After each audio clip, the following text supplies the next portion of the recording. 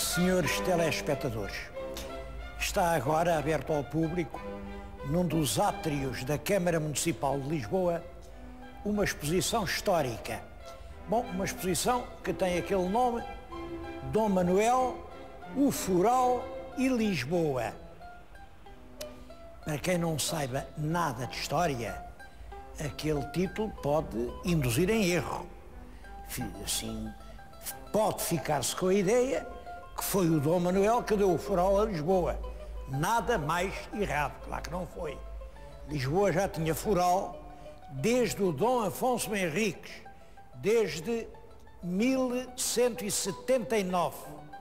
O que é que, é claro, esse foral envelheceu, tinha muitas medidas que já não faziam sentido, falava de moedas que já se não usavam, falava de medidas, já ninguém sabia quanto mediam, e as pessoas queriam um foral novo, foral moderno. Bom, o rei Dom Manuel, que era muito hábil, aproveitou isso para fazer um novo foral para Lisboa.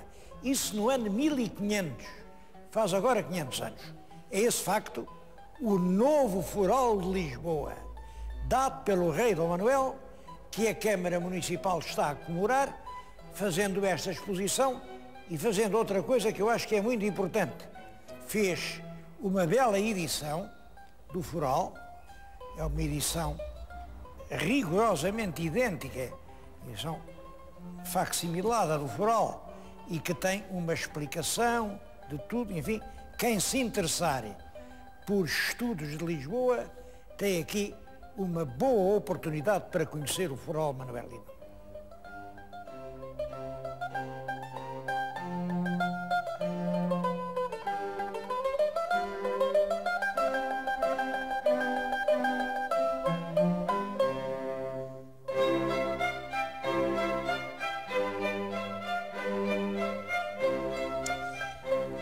E estes 500 anos sobre o foral novo também são uma bela oportunidade para pensarmos a história de Lisboa. Afinal de contas, que idade tem Lisboa? Quando é que Lisboa nasceu? Qual é a altura de lhe darmos os parabéns? São coisas que não costumamos perguntar. A verdade é que estão muito mal estudadas. Há alguns livros, reconheço, sobretudo, estudos de pormenor, pesquisas e até obras gerais de algum merecimento. Agora, uma história de Lisboa, como isto começou, como foi no tempo romano, como foi depois com os bárbaros e com os mouros e a conquista cristã e aqueles séculos XII, XIII e a Revolução do Mestre Davi e o tempo dos descobrimentos e a Índia e o tempo dos Filipes e depois o tempo das carroças do Dom João V e depois o terremoto e o pombal e a chegada do comboio o século XIX. Tudo isso é uma história que está por contar. É uma vergonha que os lisboetas nem a sua própria história tenham aprendido.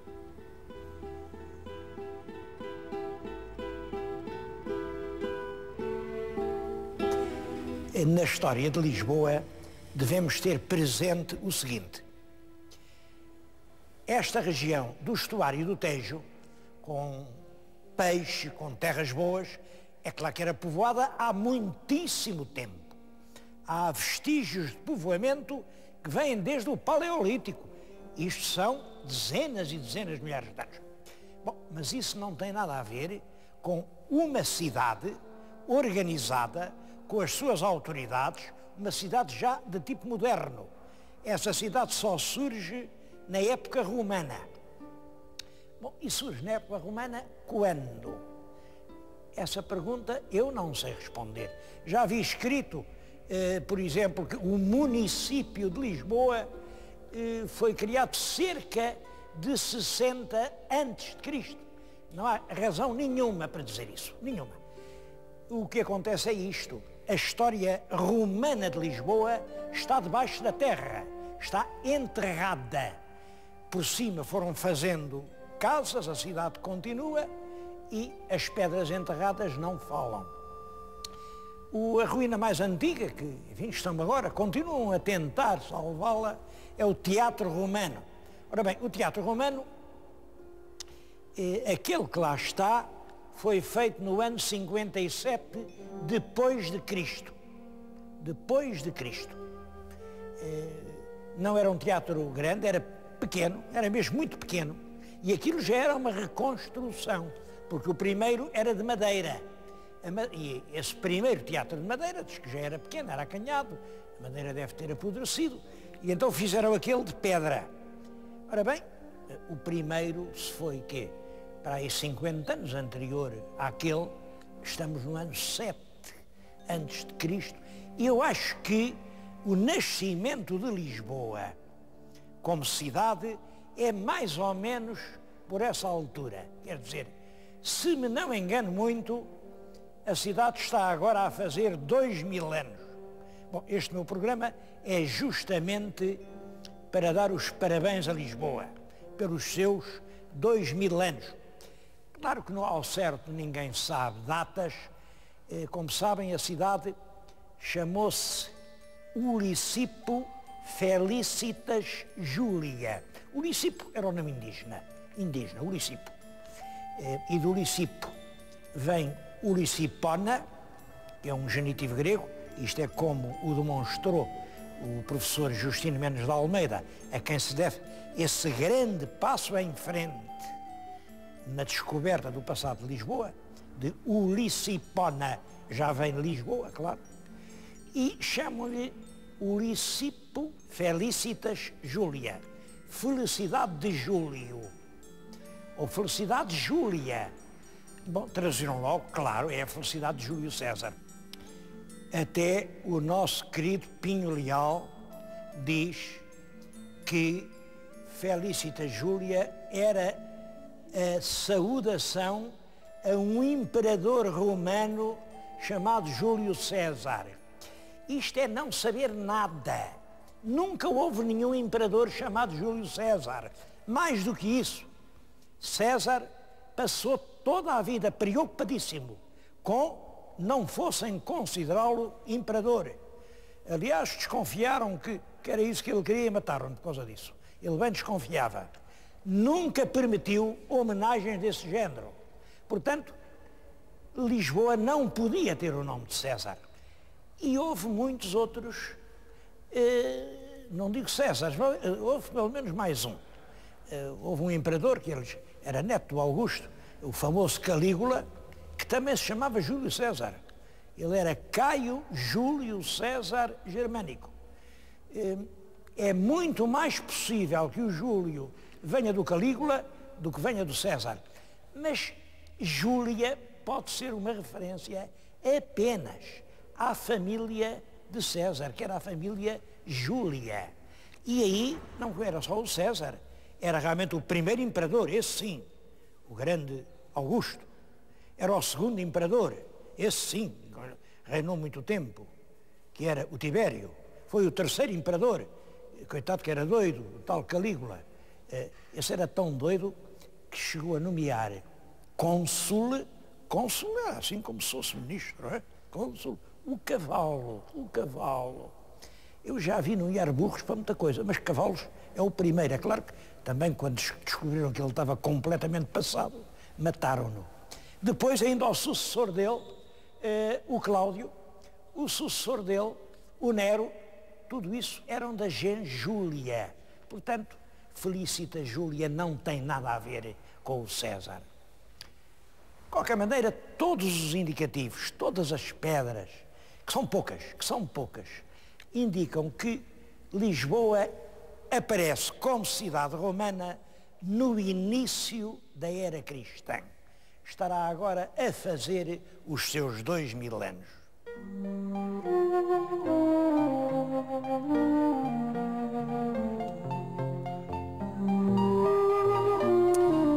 Penso, aliás, que Lisboa romana nunca foi uma grande cidade. Até julgo que este segmento aqui de casario, que estamos a ver do alto, isto é uma torre do Castelo de São Jorge.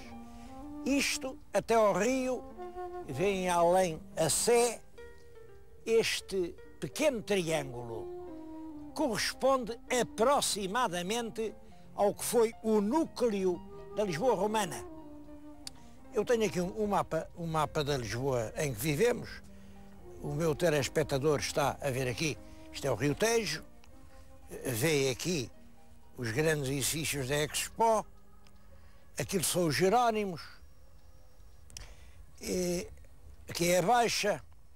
Ora bem, eu penso que neste grande conjunto, que é a Lisboa de hoje, a Lisboa romana ocuparia este espaço.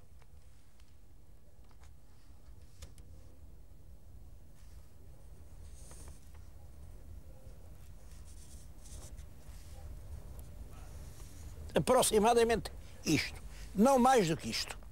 Eram 15 hectares, a porta para o exterior era ali na Sé, a outra porta do lado de lá ficava em São João da Praça, a 300 metros, e tinha duas portas aqui para o lado do castelo. Portanto, reparem no tamanho da Lisboa romana a comparar com a Lisboa em que nós vivemos.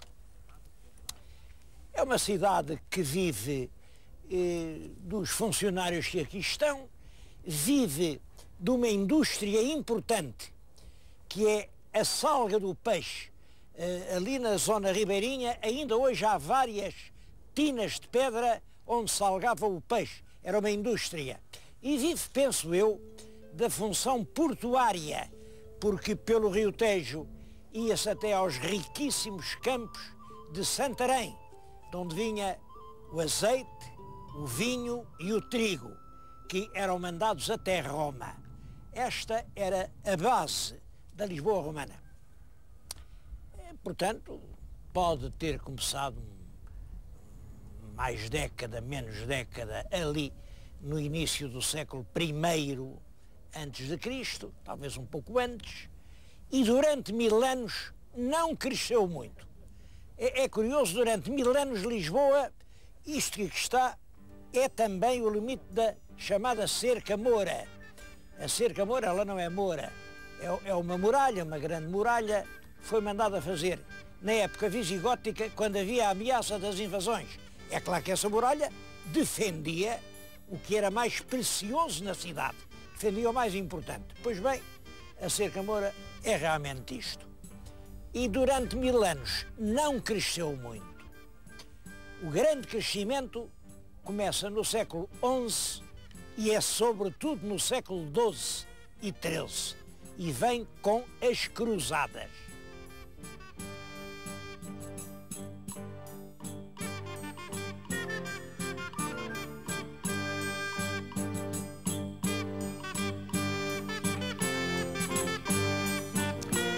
Foi, aliás, com o auxílio de cavaleiros que iam para a cruzada, na Segunda Cruzada, que o rei Dom Afonso Henriques conseguiu conquistar Lisboa. Isto no ano de 1147.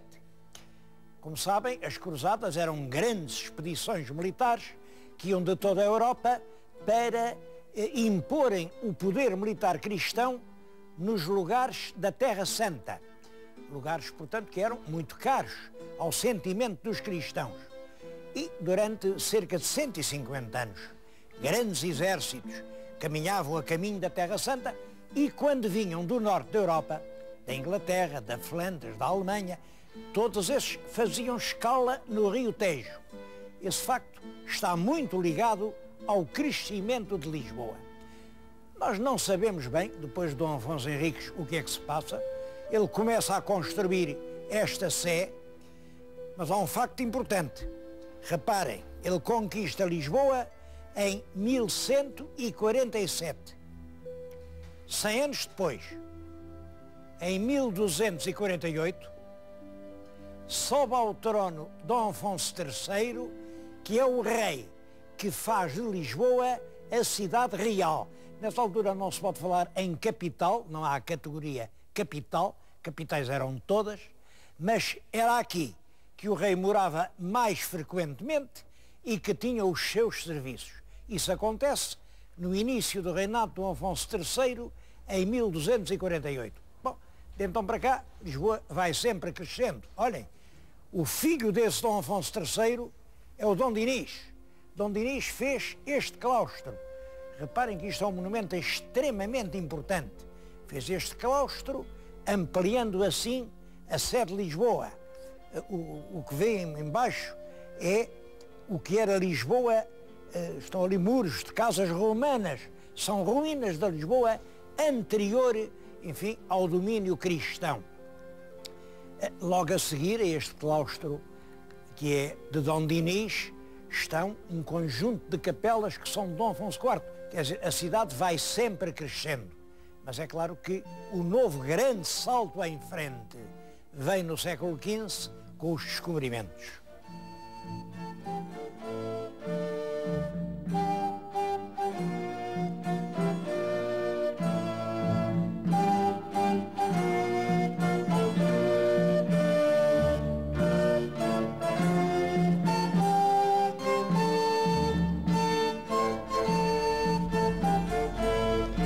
Estou a falar-lhes na Torre de Belém, que é precisamente um monumento consagrado pelo rei Dom Manuel ao grande sucesso nacional dos descobrimentos.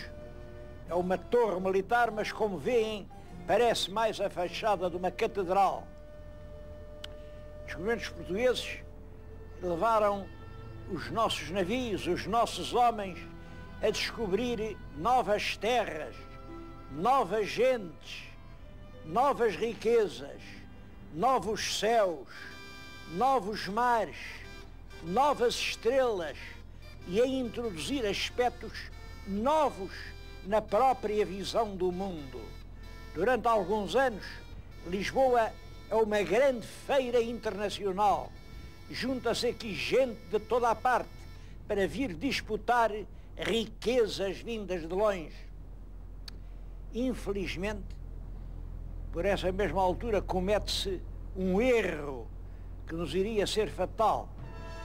Em 1498 foram expulsos de Portugal os empresários judeus.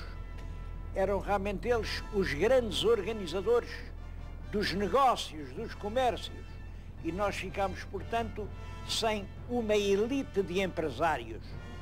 Tivemos o negócio, não tivemos quem o soubesse fazer. Daí que, ao século XVI, que é o século de Camões, é o século do qual Portugal se orgulha, é o século no qual alinhou entre as mais prestigiosas nações do Ocidente Europeu.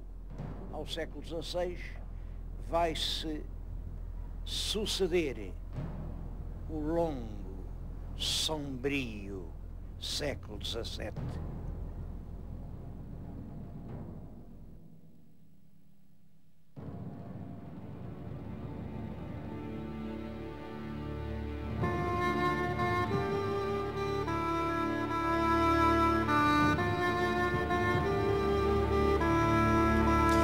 É uma época de contradições. Por um lado, grandes negócios, sobretudo negócios do Brasil, poucos impostos, o rei está longe, a corte na aldeia, mas é um tempo em que é proibido pensar. Olhem aqui bem perto, no Rocio, um pouco mais longe, no Terreiro do Paço, abriam-se as trágicas fogueiras da Inquisição, em que perderam a vida milhares de pessoas que tiveram a coragem de pensar diferente. E quando um povo deixa de pensar, é como uma planta que deixa de dar flor, está condenada a morrer.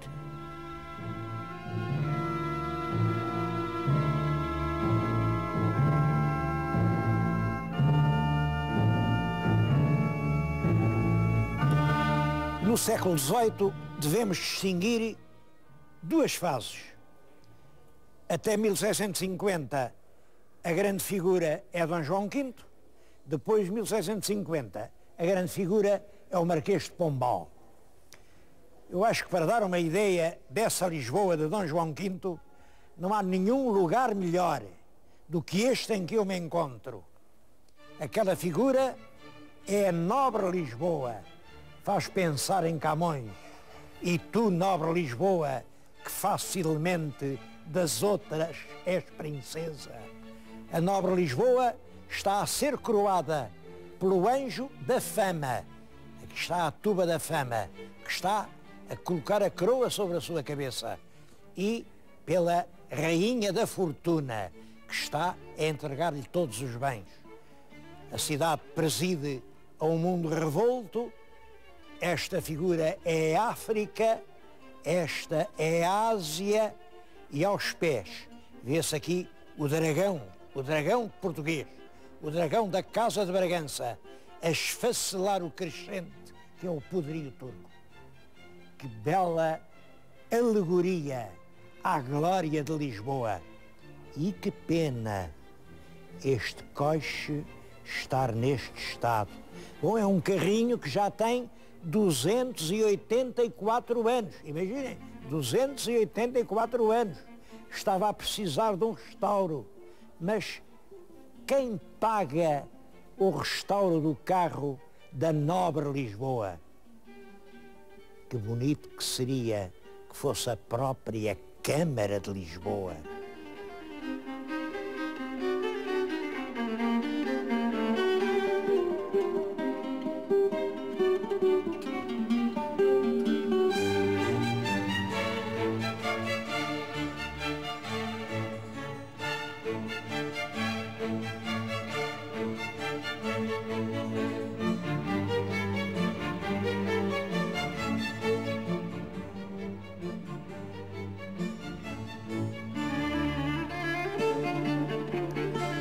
A segunda metade do século é representada pela grande figura de Marquês de Pombal. Depois do terremoto de 1755, que é um terremoto que realmente destruiu uma grande parte de Lisboa, Pombal aparece como o grande estadista capaz de pensar uma cidade nova. Bom, uma grande parte da obra dele ainda hoje se pode admirar.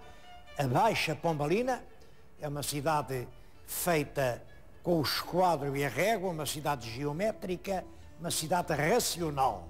É uma cidade como Pombal entendia que as cidades deviam ser, em linha reta, a desembocar numa grande praça, a que ele chamou a Praça do Comércio. É o nosso Terreiro do Paço.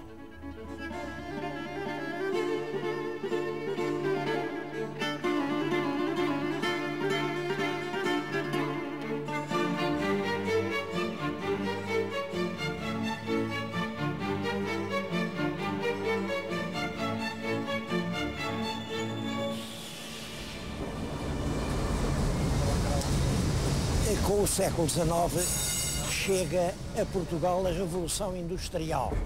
É claro, a Revolução Industrial leva ao estabelecimento de muitas fábricas. Nessa altura surge o bairro de Alcântara, por exemplo, com muitas chaminés, e aumenta imensamente a extensão da cidade. Aumenta tanto que as pessoas já não podem andar a pé. E é nessa altura, em 1872, que nasce a Carris. Chama-se Carris porque o principal é o carril. O carril com um carro que é puxado por moares. Naturalmente o carro só anda nas zonas planas. Quando há um grande desnível, há um elevador. Bom, mas este sistema o chora na parte baixa. O elevador a levar aos cimos da cidade é o que marca o fim do século XIX. Em 1901 aparece a tração elétrica. Os elevadores como este, assim, muito parecidos com este, passam a fazer percurso de toda a cidade e é uma das marcas de Lisboa. É um excelente sistema de carros elétricos. É claro, ao elétrico sucede-se rapidamente o táxi, ali por volta de 1920, 1930, começam os táxis.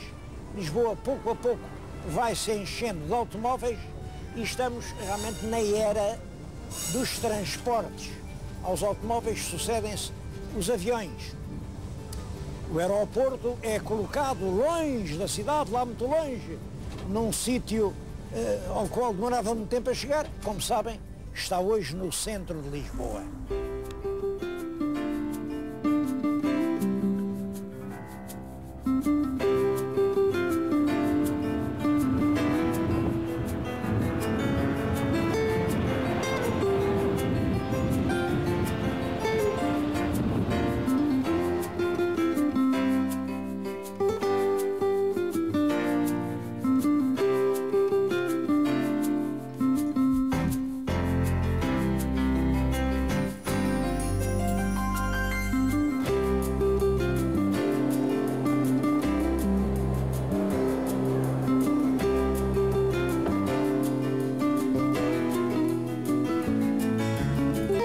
O século XX foi o século dos transportes mais rápidos, o século do comboio, o século das pontes, o século dos aviões. Eu estou-lhes a falar justamente em frente da Gare do Oriente, uma estação.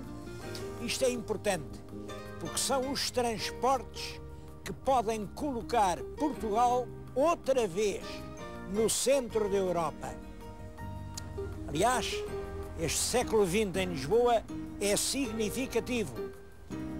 Enquanto Lisboa vivia da Lesíria, do azeite, de Santarém, era toda uma cidade virada ao Oriente. Depois vêm os descobrimentos, vem a Torre, é toda uma cidade virada ao Ocidente. Mas os novos mundos acabam para nós e a cidade volta a olhar, aqui está, a olhar a Oriente. A cidade volta às suas raízes.